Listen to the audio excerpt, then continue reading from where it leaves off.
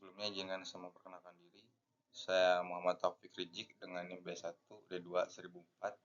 Di sini saya ingin membahas mengenai pengaplikasian secara wall struktur atau yang biasa disebut dengan struktur dinding geser.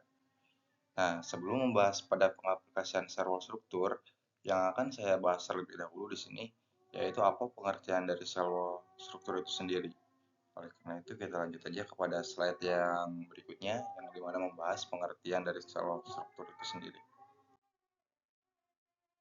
Nah, ini dia merupakan pengertian-pengertian dari sel wall struktur atau kita persimpel aja ya penyebutannya itu dinding geser. Nah, di sini ada pengertian yang pertama dari dinding geser.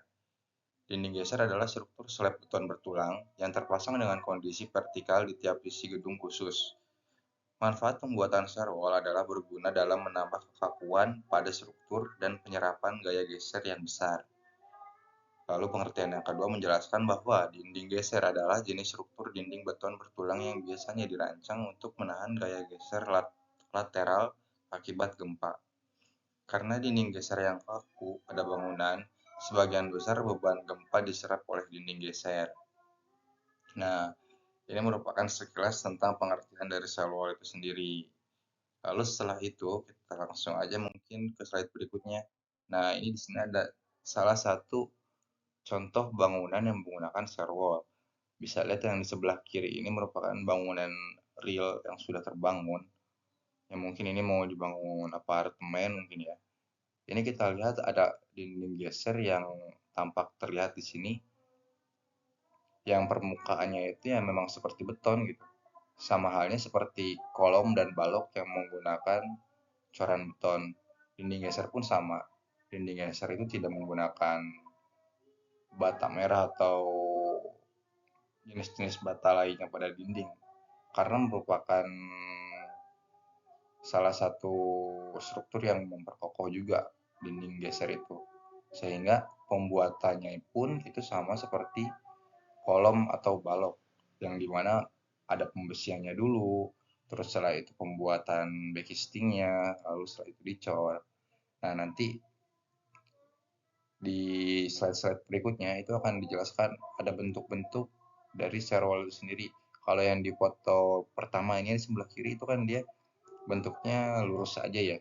Dia lurus terus memanjang ke atas, terus yang di sebelahnya juga sama seperti itu. Nah, nanti ada beberapa bentuk juga sebenarnya bukan hanya lurus memanjang ke atas aja. Mungkin itu penjelasan simpelnya ya untuk serwall struktur. Itu gambarannya nih yang ada di layar ini merupakan gambaran contoh dari serwall atau dinding geser itu sendiri. Oke, kita lanjut aja dengan slide berikutnya.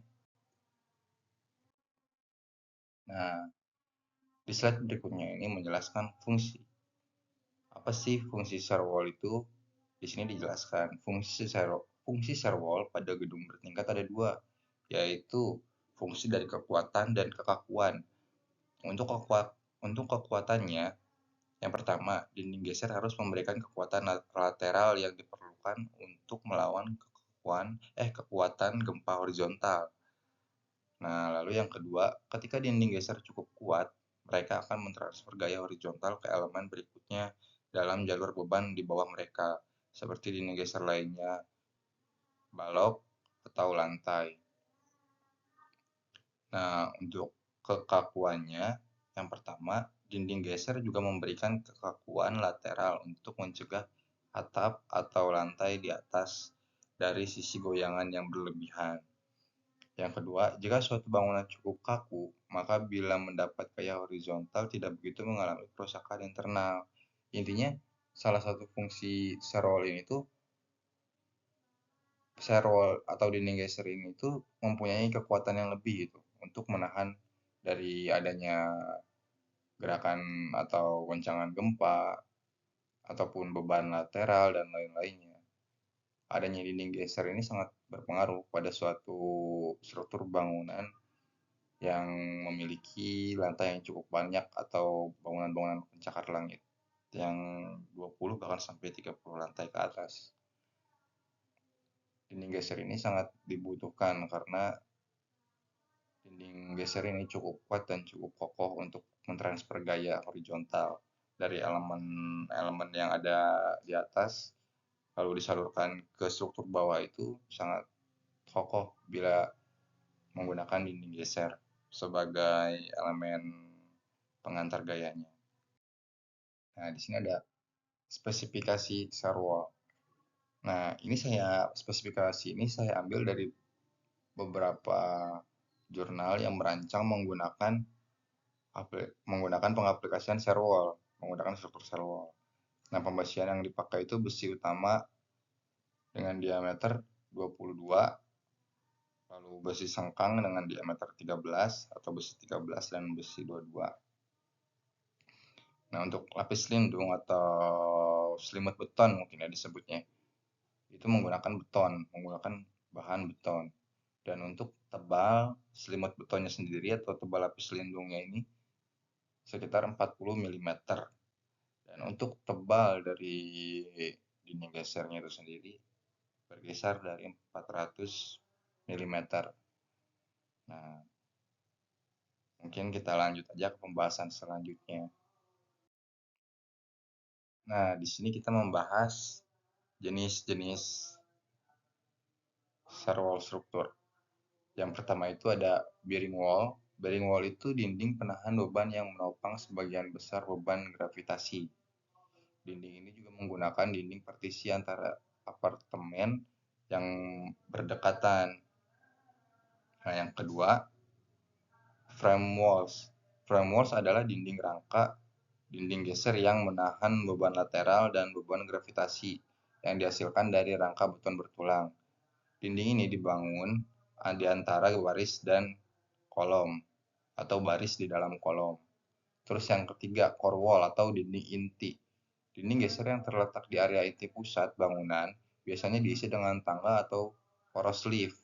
Dinding di antara area inti pusat itu memiliki fungsi ganda dan dianggap sebagai pilihan yang ekonomis. Nah, mungkin seperti itu. Nah, ini ada salah satu bentuk ya yang kita jelaskan di sini, yaitu bentuk yang sudah sebelumnya tadi saya katakan. Dinding geser itu tidak hanya berbentuk melintang lurus ke atas seperti persegi panjang. Mereka ada bentuk-bentuk lain gitu yang di sini dijelaskan. Dinding geser biasanya ditempatkan di luar, di dalam, atau dalam bentuk inti yang berisi elevator atau tangga. Nah, biasanya elevator atau tangga itu yang posisinya itu yang seperti core wall tadi. Posisinya itu di inti itu, inti bangunan. Biasanya bisa dimanfaatkan untuk tangga atau lift. Biasanya dengan lift sih umumnya kalau core wall itu. Nah, denah yang baik untuk dinding geser tidak terlepas dari pilihan bentuk dinding, letaknya pada denah lantai, dan jenis keruntuhannya. Berikut ini adalah susunan geometris umum dan bentuk dasar dinding geser. Nah, di sini ada yang mengatakan dari Spuller pada tahun 1977, bentuk dan penempatan dinding geser itu sendiri memiliki pengaruh yang signifikan terhadap struktur ketika dibebani secara lateral. Nah, ini jadi si bentuk ini tuh mempengaruhi dari segi bentuk fasadnya juga atau dari segi struktur juga. Ini bakal mempengaruhi dari bebannya juga gitu. Nah, ini di sini yang pertama adalah yang A ya, bisa dilihat itu tipe tube. Tipe tube ini yang tadi dijelaskan, ia berada pada kayak bangunan inti atau yang tadi disebut core wall gitu ya. Nah, ini kan dia berada di tengah-tengah nih si bentuk dinding gesernya itu. Nah, ini ada sedikit bukaan. Nah, ini tuh biasanya dipakai untuk lift, dimanfaatkan untuk lift. Nah, ini kalau core wall tadi ya, kalau menggunakan core wall atau tipe tube ini bisa dimanfaatkan dengan lift gitu di area dalamnya. Nah, lalu di sini yang B itu ada tipe rectangle. rectangle tipe kotak, seperti garis biasa aja gitu ya. Tapi mereka tuh saling berhadapan. Jadi antara dinding geser satu dengan dinding geser satu lagi itu saling berhadapan gitu. Tapi bentuknya hanya bentuk kotak seperti itu saja, hanya melintang garis saja. Nah, yang C ini ada tipe L shape. Nah, ini berbentuk L. Kalau kalian bisa lihat ini berbentuk L, dan sudah pastinya kalau bentuk L itu pasti mereka itu penempatannya di tiap sudut-sudut bangunan. Karena bentuknya yang L pasti dia berada di sudut-sudut bangunan. Beda dengan tadi yang tipe rectangle. Mereka di saling berhadapan, sebetulnya tidak harus saling berhadapan sih, tidak saling berhadapan pun bisa. Cuman penempatan tipe rectangle itu pasti seperti ini, ngegadis seperti itu aja. Beda dengan tipe L shape ya, kalau tipe L shape itu udah pasti mereka di posisi sudut karena bentuknya itu L. Nah, terus ini ada tipe C shape, tipe C ya ini ya. Ini kenapa disebut tipe C ya, karena ini bentuknya hampir sama kayak huruf C gitu. Bisa kalian lihat di sini gambarnya. Nah, ini juga tipe I shape. Nah, ini bentuknya juga sama seperti huruf I ya, ini bentuknya. Berada di tengah-tengah. Lalu tipe couple SW. Couple, dari namanya itu udah couple ya, udah pasti mereka saling bersampingan lah gitu. Ini bisa kita lihat ini ada couple atau ada dua yang saling bersampingan dari bentuknya itu sendiri. Seperti struktur kembar gitu ya. Ada dua tapi sama.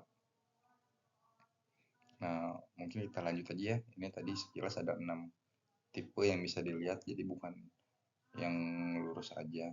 Ada yang C, ada yang L, ada yang I. Ada banyak lah. Nah, oke, di sini kita langsung ke materi inti. Seperti yang saya jelaskan, di sini kita akan menekankan pengaplikasian share wall struktur.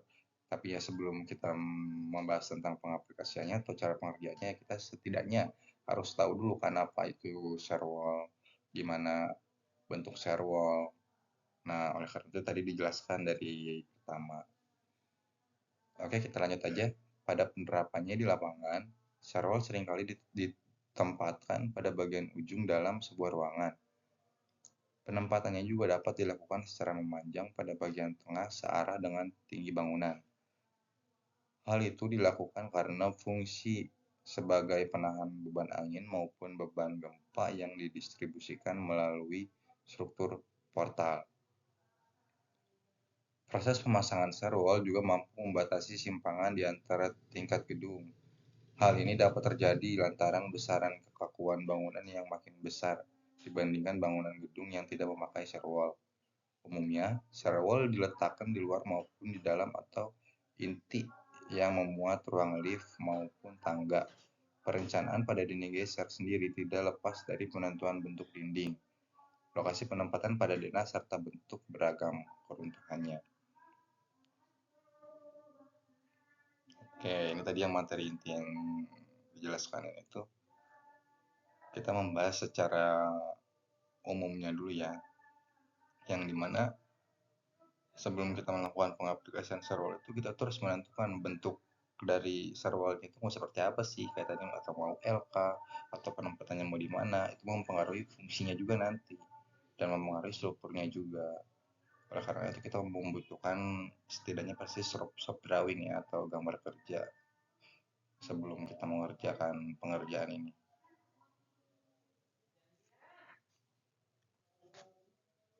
Nah, oke, mungkin kita langsung lanjut aja ya di bahasan yang berikutnya. Baik, langsung saja dilanjut lagi ya untuk slide yang ini tuh menjelaskan mengenai prinsip peletakan dinding geser. Nah, di sini ada menjelaskan tentang prinsip peletakan dinding geser itu sendiri ya.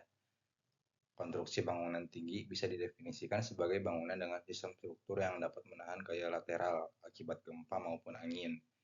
Dalam bangunan tinggi yang dilengkapi dinding geser memiliki kemampuan dalam menahan gaya lateral yang dipicu angin atau pergeseran tanah. Agar dinding geser bisa berguna secara maksimal, maka perlu dibentuk sedemikian rupa dengan memenuhi syarat berikut. Nah, yang pertama ini di dalam sebuah bangunan sebaiknya memiliki minimal 3 buah dinding geser yang dimanfaatkan sebagai penahan gaya lateral. Lalu yang kedua, garis pengaruh dari dinding geser tidak dapat saling berpotongan pada satu titik. Dinding geser yang dianggap memenuhi syarat dapat membantu dalam memberikan stabilitas yang baik pada bangunan yang memiliki banyak lantai. Namun, apabila rancangan peletakan dinding geser tidak sesuai dengan syarat yang sudah disebutkan, maka dinding geser tidak berguna dengan baik dalam menahan gaya lateral. Nah, jadi di sini tuh mempengaruhi antara dinding geser dengan peletakannya. Ketika dinding geser diletakkan tidak sesuai dengan syarat atau tidak sesuai dengan gambar yang direncanakan pada standar yang sesuai dengan ketentuannya, itu tidak akan berpengaruh nantinya untuk menahan gaya lateral. Karena bagaimanapun dinding geser ini merupakan salah satu dinding yang dimanfaatkan untuk penahan gaya. Entah itu dari nantinya beban mati, beban angin, beban hidup, dan segala jenis beban yang ditampung oleh bangunan itu nanti akan dibantu oleh adanya dinding geser ini. Namun ketika dinding geser ini tidak memiliki penempatan yang baik, yang tidak sesuai, maka akan sia-sia untuk pemasangan dinding geser itu. Karena itu kita harus memperhatikan sampai sedetail itu mengenai prinsip peletakan dinding geser tersebut. Nah, itu mungkin bahasan sedikit tentang prinsip peletakan dinding geser. Langsung aja ya kita lanjut. Nah, ini di sini ada tahapan pengaplikasian shear wall struktur. Nah, ini ada tahap-tahap pengerjaannya dalam shear wall struktur ini. Yang pertama itu marking posisi shear wall. Nah, setelah marking posisi shear wall, lalu checklist markingannya tersebut. Setelah itu kita lanjut ke pembesian. Nah, setelah pembesian, kita melakukan checklist kembali untuk pembesian itu. Lalu pengelasan sepatu shear wall pada sengkang. Terus menutup backisting dengan panel.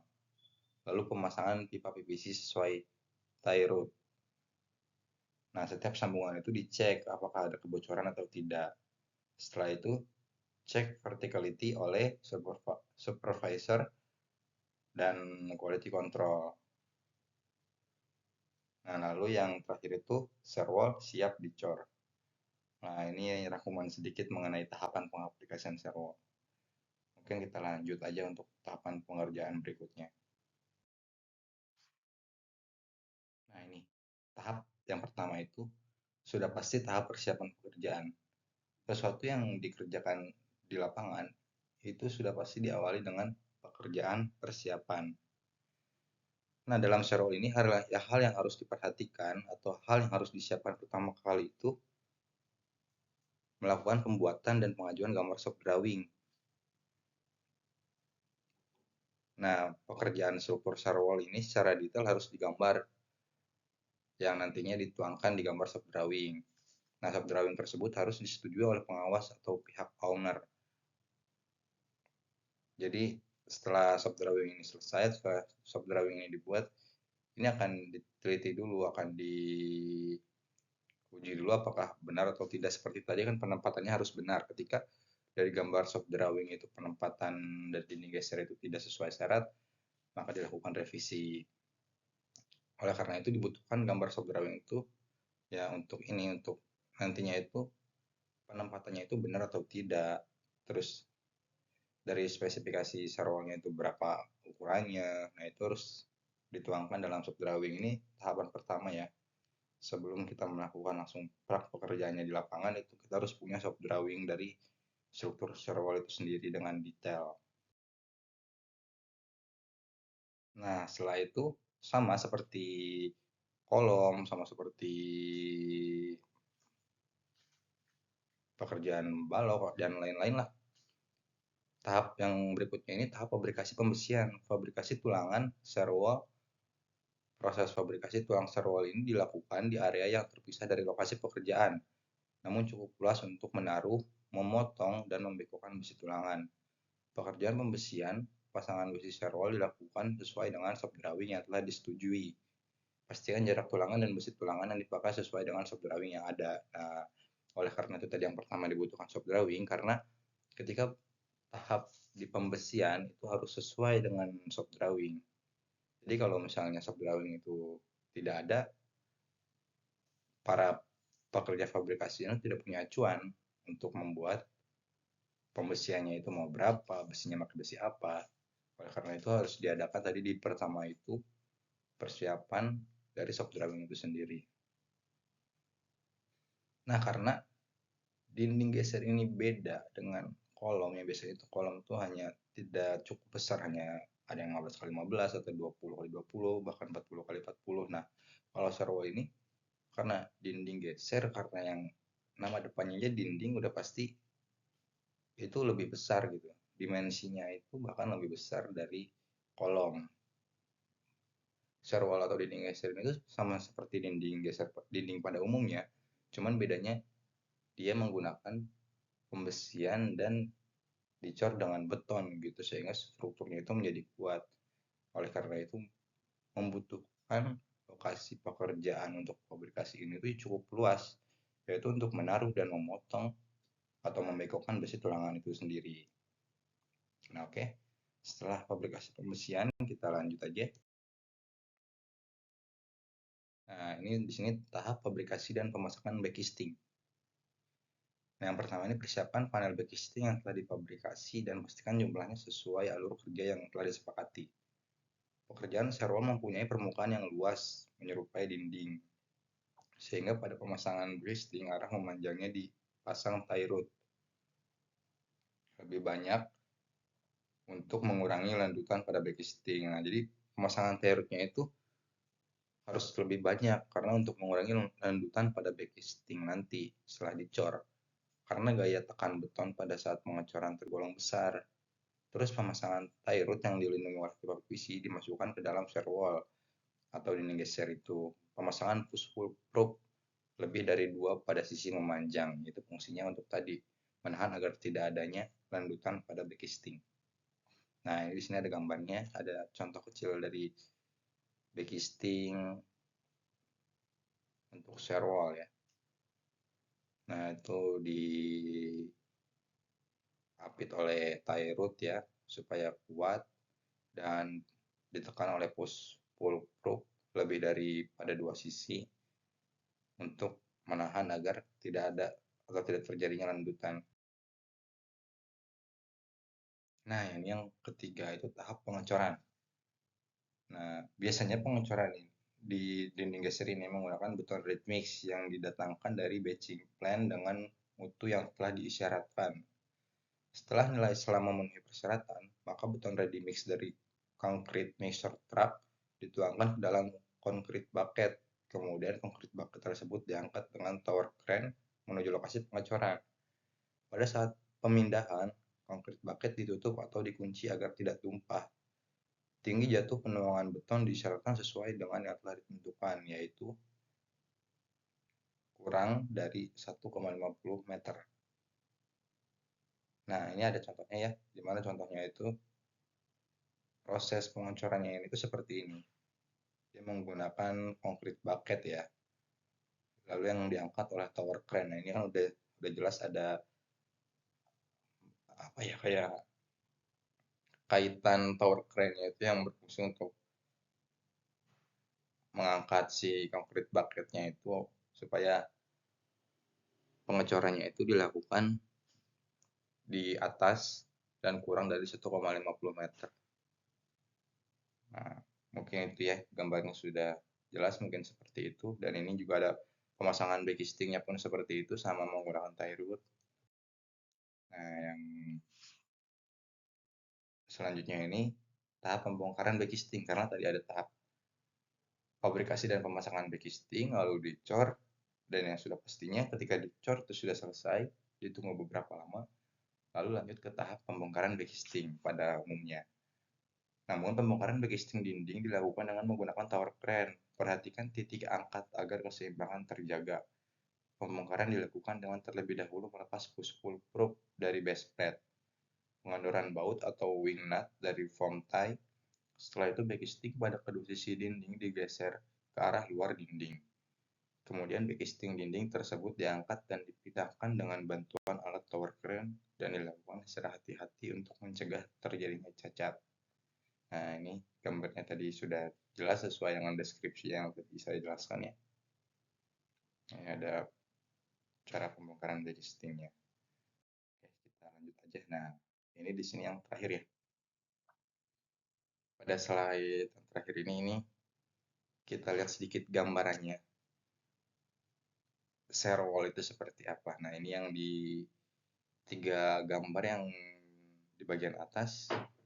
Ini gambar real ya, atau yang sudah terbangun, yang sudah jadi. Nah, ini bentuk-bentuk yang di atas ini kan seperti dinding geser yang tadi yang pertama dijelaskan ya. Bisa kita lihat permukaannya permukaan beton dengan bentuk serwal yang seperti itu. Nah, kalau yang 3 gambar yang di bawah ini salah satu gambar 3D-nya atau animation 3D-nya. Nah, ini serwal. Ini ada serwal yang L, ada serwal yang nge-U bentuknya tuh. Banyak ya. Ini semua ini serwal. Mungkin simpel ya cara membedakan antara serwal atau dinding geser dengan kolom. Karena sudah terlihat jelas serwal atau dinding geser ini ya sama seperti dinding pada umumnya, namun bedanya itu dari material atau bahan yang digunakannya. Biasanya dinding itu menggunakan bata merah, kalau di rumah-rumah atau bata ringan. Nah, kalau misalnya di bangunan-bangunan tinggi, kenapa disebut dinding geser? Ya seperti ini karena fungsinya pun berbeda.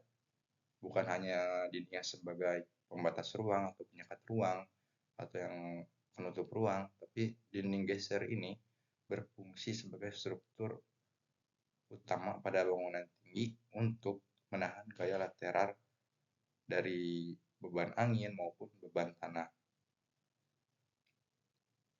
Fungsi dari struktur dinding geser ini sangat cukup besar gitu untuk di bangunan tinggi. Karena dengan adanya dan dengan diaplikasikannya dinding geser ini, suatu bangunan akan menjadi kokoh dengan pengaplikasian serwal yang tepat dan benar. Nah, mungkin itu sekilas yang sudah saya jelaskan mengenai apa itu serwal, lalu pengaplikasiannya bagaimana. Sebenarnya tidak jauh beda dengan struktur kolom atau struktur lain yang menggunakan beton. Namun salah satu kelebihan keunggulan dari dinding geser itu ya ini, si dinding geser ini tuh memiliki keunggulan yang sangat cukup bermanfaat untuk di bangunan-bangunan tinggi, yaitu salah satu penahan gaya-gaya yang ada gitu, dan untuk memperkokoh juga. Nah, mungkin sekian dari saya. Berikut merupakan pembahasan tentang serwal dan cara pengaplikasian serwal di lapangan. Mungkin saya tutup, kurang lebihnya mohon maaf. Semoga materi yang saya berikan ini bisa dimengerti dan bermanfaat. Terima kasih. Assalamualaikum warahmatullahi wabarakatuh.